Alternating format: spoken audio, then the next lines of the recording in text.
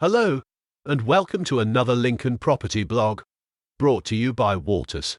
Landlord is a dirty word for some. It rings of inequality.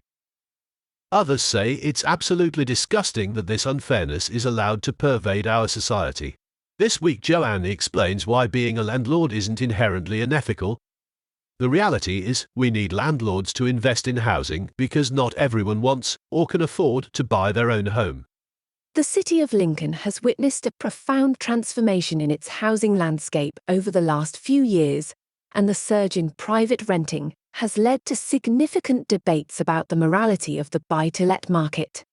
Let us look at the current statistics compared to 40 years ago to show the seismic shift. Looking at our local authority area of Lincoln Council, 11,558 Lincoln households are in the private rented sector now, representing 27.2% of all homes in our local authority area. Interesting when we compare this to the 1981 numbers for Lincoln. In 1981, 2,972 Lincoln households were in the private rented sector, representing 10.4% of all homes in the local authority area. This has started prompting discussions about the role of the baby boomer generation in exacerbating the housing crisis and the ethical implications of the buy-to-let phenomenon. This week I delve into the factors contributing to Lincoln's housing challenges, examine the generational economic imbalance, explore the history of housing policy, dissect the impact of financial deregulation, and evaluate the moral questions surrounding the buy-to-let market. Generational imbalance and economic disparities. The housing crisis in Lincoln has ignited a debate over whether the baby boomer generation, aged between 59 and 76, bears responsibility for the present situation.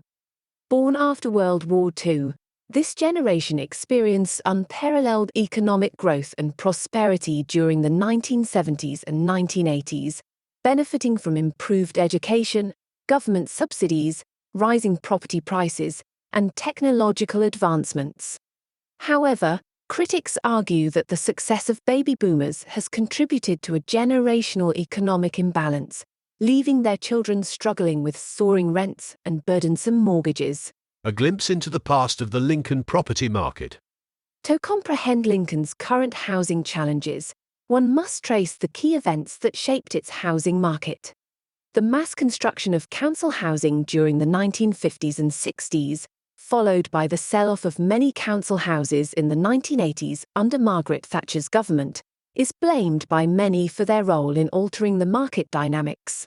To give you an idea of the number involved, 8,953 Lincoln households are now in the social housing sector, council houses and housing associations, representing 21% of all homes in our local authority area. Interesting when we compare this to the 1981 numbers. In 1981, 10,963 Lincoln households were in the social housing sector, representing 38.4% of all homes in our local authority area. As you can see, the numbers are not seismically different, are they? So, what are the other issues that caused this? The early 1990s witnessed skyrocketing interest rates, 15% at one point, leading to widespread repossessions in Lincoln and the UK as a whole. This was one of the catalysts that contributed to the underlying housing crisis of today. Financial deregulation and buy-to-let investments. Another catalyst was risky lending practices in the UK and USA. In the early 2000s, UK banks started introducing 100% mortgages and even riskier lending practices, with Northern Rock lending 125% mortgages, and we know what happened to them. All this lending was built on the back of derivative swaps between all the world's banks. They would sell the debts, i.e., mortgages, between each other to make money. The problem was that many of these derivatives contained lots of safe, low-risk, low-profit mortgages, and some high-risk profitable subprime USA mortgages. This had been caused by a change in the law in the USA in the mid-1990s, with the easing of lending rules in the US through the Community Reinvestment Act in 1995, which allowed for subprime lending. So, When the money markets started getting cold feet in 2007, because the banks didn't know if their derivatives had a small or large number of high-risk subprime mortgages, the banks stopped lending to each other because they were worried they wouldn't be paid back, as many of these subprime mortgages were defaulting in 2006-07 and being repossessed. This had a ripple effect on the UK's housing market, millennials and the buy-to-let controversy. The millennial generation, born between the mid-1980s and late 1990s, has been particularly affected by the surge in buy-to-let investments. These young adults, shaped by the digital revolution, need help entering the property market due to competition with buy-to-let landlords.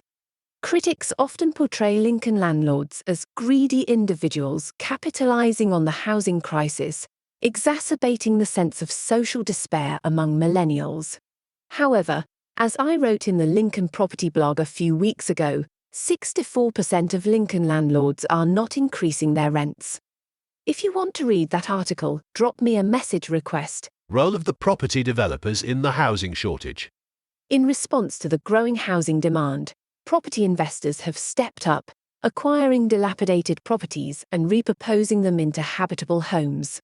This has provided a partial solution to the shortage of available housing, particularly for those who rely on rental properties provided by landlords and property developers. Ethical dimensions of buy-to-let investments. The ethical considerations surrounding the Lincoln buy-to-let market are complex and multifaceted. On the one hand, Lincoln buy-to-let landlords have filled a void in the Lincoln housing market, providing much-needed shelter to many Lincoln tenants.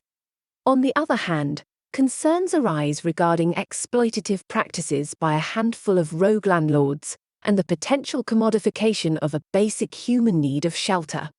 The bottom line is, as the population of Lincoln grows, there needs to be more properties being built for everyone to have a decent roof over their head. The rogue landlords of Lincoln need to be put out of business. Finally, Lincoln tenants should expect a more regulated rental market, which they have achieved over the last few years, with greater security for tenants, where they can rely on good, decent Lincoln landlords providing high standards for their safe and modernized home. Addressing the crisis and moving forward. To alleviate Lincoln's housing crisis, a multifaceted approach is necessary. Fairer regulations for Lincoln landlords, enhanced tenant protections, and incentivizing property development could contribute to a more balanced housing market. Exploring innovative models from European countries, where renting is more prevalent, could provide insights into creating a system that ensures decent and affordable housing. Our final thoughts. Lincoln's housing market has undergone substantial changes over the years, with the rise of private renting and the proliferation of buy-to-let investments playing a pivotal role. The generational economic imbalance and ethical concerns associated with the Lincoln buy-to-let market have sparked passionate debates about the responsibility of different generations and the moral implications of housing as an investment. As Lincoln continues to grapple with housing challenges, collaborative efforts between policymakers in local and central government, developers, Lincoln landlords, and tenants are essential to creating a housing landscape that is fair, ethical, and accessible to all. So, my final question is to you, the listener of this article. Only you can decide if buy-to-let is immoral, but let me ask this question first. If these Lincoln buy-to-let landlords had not taken up the slack and provided 8,586 extra homes in the last 40 years for people in the Lincoln Council area, where would these Lincoln tenants be living now? During the height of council house building in the 1950s, UK local authorities were building, on average, around 147,000 council houses a year.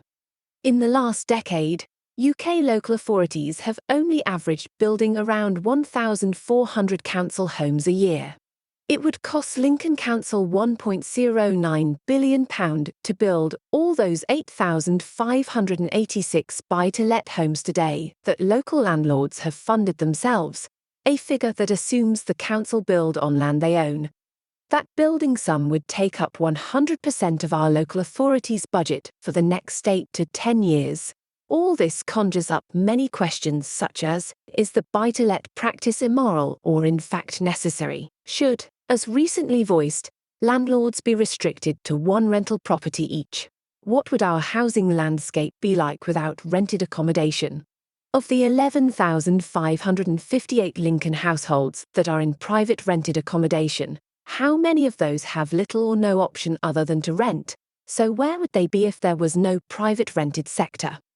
I don't have all of the answers to this extremely complex situation.